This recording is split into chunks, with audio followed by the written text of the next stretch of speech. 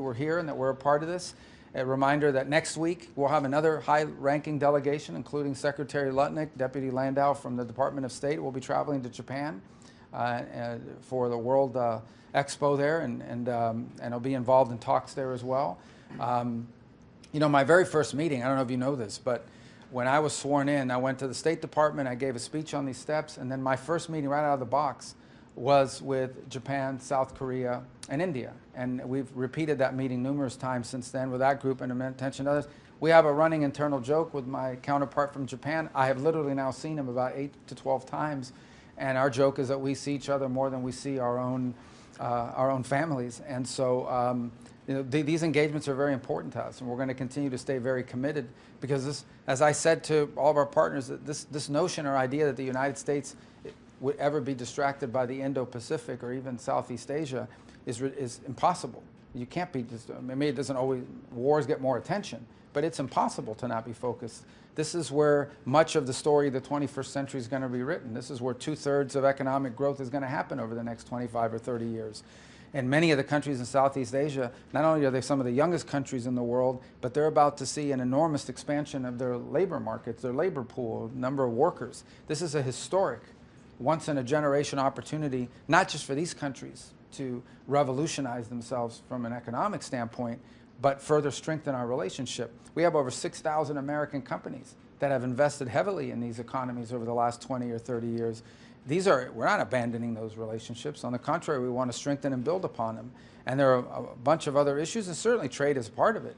But there are a lot of other issues that we work together on, and we continue to highly prioritize that. The story of the 21st century will be written in the Indo-Pacific. And the countries represented here today, along with others that have joined to be a part of this, represent some of not just important markets, some of the most important partners we have in the world. Last question. This is obviously a very quick trip. Do you intend to come back to Asia or the Southeast Asian area on a longer trip sometime in the future, near future? Sure, absolutely. This was a great trip because we got to see, 12, 13, 14, 15 countries that are all here. So these forums, there'll be a leaders forum here in October, which we look forward to being a part of it. We've also engaged with many of our colleagues here at different forums. Many of them, for example, not just at the G7 foreign ministers, they also attended on the sidelines of NATO at the foreign minister level and also at the leaders level. So we'll continue to engage with the region, both in Washington and other places around the world and in our return travel here. So we'll be back in addition, and it's not just me. The Secretary of Defense has been out here. The Deputy Secretary of State will be here next week. So we'll look for other opportunities. Obviously, the Leaders Forum will be here in October as well. So we'll be here, we'll be engaged as we do every single day. Secretary, there's a review right now by the administration of the AUKUS deal that the last administration forged, and I think that raises some questions among Asia-Pacific allies and partners about the U.S. defense commitment here in Asia.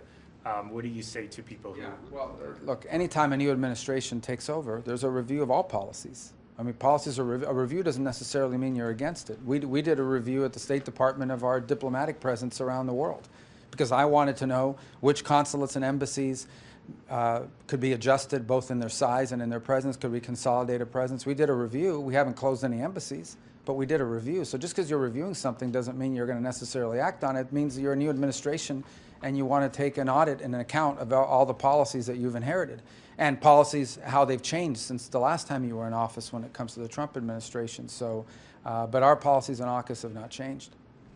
Thank you. What else? That's it. Are you hopeful on a Gaza ceasefire in the next few days?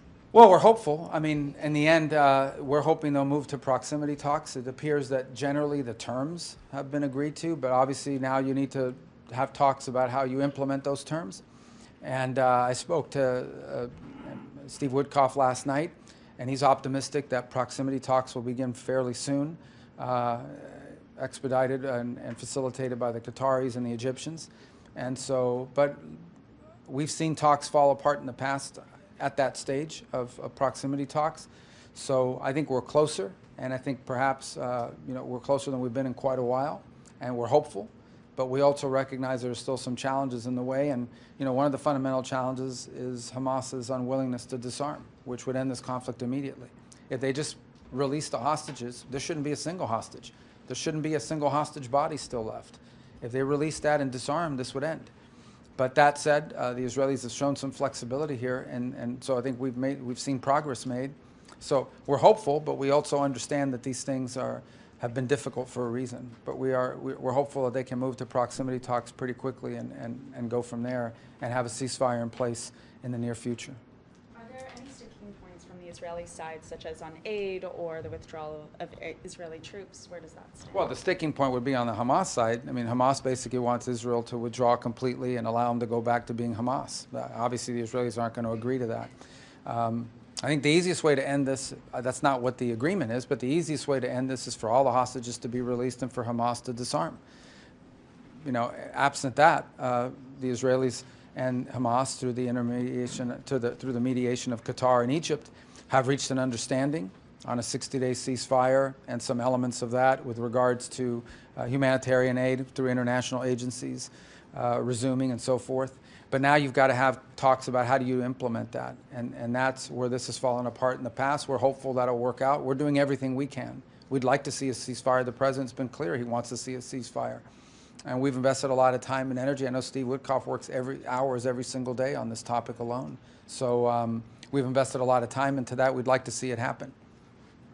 Okay? All right. AI impersonator review, anything you can say about who was behind that? No, I mean, anybody, it could happen to anybody. I mean, everybody, especially if you're a public figure, they just got to get enough, like they could take the interview out of here today and change it around. So, but, you know, as soon as I found out about it last week, I referred it to the FBI, diplomatic security, and others. It won't be the last time you see me or others, for that matter. Maybe some of you will be impersonated. But it's just a reality of this AI technology that's going on, and it's a real threat. How did you find out? Oh, somebody called me. It was a senator that called me and said, "Hey, did you just try to reach me?" And actually sent me a voice recording. It doesn't sound, I mean, it doesn't really sound like me. Maybe you fell for that call, you know. But maybe there was a better one that I didn't see, you know. But it was on Signal, right? So does this? I don't know how they got it, or if it questions? was a voicemail. No, it doesn't matter what Guys- form you use. I mean, it doesn't matter if it's Signal or anything There else. are more secure methods that in Signal you can create an account with an email address, and that was one of the reasons that they were able to reach out to people and then use the voicemail messages to imitate your voice. I've had people in the past ask me if I texted them. Like within days of becoming Secretary of State, I had foreign ministers calling the State Department asking if I had just texted them. So I don't know, guys. This is just the reality of the 21st century with AI and fake stuff that's going on. It's generally, I communicate with my counterparts around the world through official channels for a reason, and that's to avoid this. You know. Do you have any sense of who the perpetrators are? No, I mean, you're not going to have any sense. The perpetrator is somebody with an AI software. That could be anybody in the world. My sense is the target really isn't me. The target is the people they're reaching out to try to trick them into a call or whatever, and who knows what they do with it. But you're going to hear about this for a long time. I mean, not just me. It'll happen to other people because all you need is a recording of someone's voice and you can come up with it. So, yeah, it's just one of the other great challenges posed to us by AI. I'm sure there's a lot of positive aspects to AI as well, but this ain't one of them. You said, Secretary, that the weapons pause by the Pentagon in the narrow scope in which it occurred made sense, but was it a decision on which the State Department was consulted, or what was the level of? No, it wasn't a, no, no. I said it was a review. It was a pause pending review, and so we were constantly. The Pentagon is constantly reviewing stockpiles, especially after an engagement such as the one we had in the Middle East. So what my point is that there wasn't a policy decision not to give weapons to Ukraine. It was a review in which certain munitions were temporarily paused for that review and for that purpose. And this reporting out there that there was no awareness of it is not true. Now, but no policy decision was made. In essence, no one ever said we're not sending weapons to Ukraine. That's been appropriated by Congress, and that's continued. And that continues to this very day. But when you're doing a review, there's some period of time in which during that review, it's possible that some shipping is slowed down, not stopped. But because it's being reviewed, someone would say, okay, well, let's not send it today. Let's wait a couple days because we're conducting the review of that particular munition. So that's what happened here, and I think it was not appropriately reported initially. But nonetheless, you know, it's pretty clear now that review has occurred, and as the President's made clear, there's been no change to our posture with regards to providing what we have available. Now, I would remind everybody, again, I go back to the point I made, and that is that there are certain things that Ukraine needs, like Patriot batteries. Those are available. There are multiple countries in Europe that possess Patriot batteries that they could share with Ukraine. And we're actively, talking to countries about doing that. Anyone specifically? Well, the Spaniards have one. They're really far from Ukraine, and they have one. The Germans have, others have. I'm not singling them out, but I'm just telling you those are two that I know. There are other Patriot batteries, and there are other opportunities. Countries that have ordered Patriot batteries that are about to receive shipments of them. It'd be great if one of them volunteered to defer that shipment and send it to Ukraine instead. So we're looking for creative ways to provide them these defensive weapons that they would need. Now, that's not going to help them with the drone attacks. That's a very different technique that you use in order to bring those down, but it would help them with some of these missile attacks that we're seeing. Again, these are defensive weapons. The reduction in force of the State Department, is that something that we should expect to happen while you are traveling, or is it something you want to be in Washington, D.C. while it happens for? No, I mean, we've already notified that to Congress. Understand, our reduction in force was done, I'm very proud to say, I would argue probably in the most deliberate way of anyone that's done one. We went very specifically through and reorganized the State Department, and when you reorganize the State Department, there were certain bureaus we wanted to empower the regional bureaus, and there were certain bureaus, these functional bureaus, that were closed, and so it made sense so that's been notified to Congress and to the workforce for some period of time, and so we've been ready to implement it pending a court decision, which now has been reached. There's some timing associated with how you do that, how you actually implement it. But our intent is to move forward with the plans that we've notified Congress of weeks ago, and that we took months to design. Will the numbers be the same as what was notified to Congress? Sure. I mean, our plan that we notified to Congress is what we intend to do, and then we'll have achieved our. Again, the reduction in force is a consequence of the reorg. It's not a consequence of trying to get rid of people. But if you've closed the bureau, you don't need those positions. Understand that some of these are positions that are being eliminated, not people. Some of them are unfilled positions, potentially, or positions that someone took early retirement, and therefore are about to be unfilled. So, but we took a very deliberate step to reorganize the State Department to be more efficient and more focused. That's been publicly noticed to Congress months ago. We've been prepared to implement it, and the thing that slowed us down was a court decision by a district judge in the Northern District of California.